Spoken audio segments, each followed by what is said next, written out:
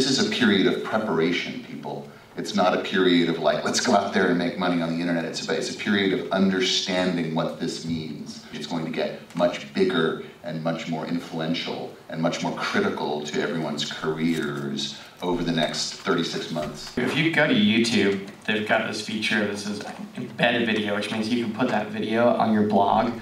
Most online video viewership comes from blogs. There was a filmmaker about a year ago that I was working with that was adamant about not putting any stills up on the web because they didn't want them to get out into the wrong hands. And I kept grilling the person and saying, what are the wrong hands? I was really kind of curious on what communists, exactly. And another trick on YouTube, which I think is underused, is there's probably hundreds of young people out there that have huge endemic audiences on YouTube, so which means they've got a lot of subscribers. And same thing in Twitter and Facebook, and we call these web-lebrities. They're celebrities, but they don't make money.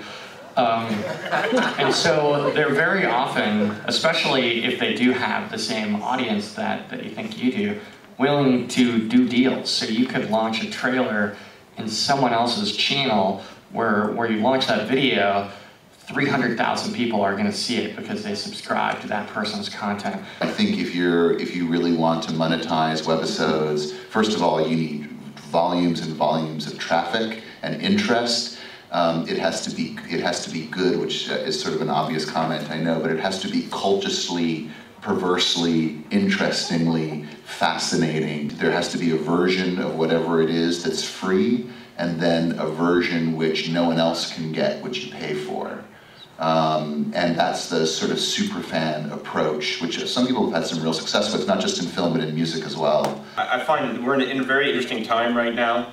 We are in a challenging time. The landscape of how we've typically distributed feature films or feature films have been sold internationally or released domestically is changing. And it's changing literally all the time.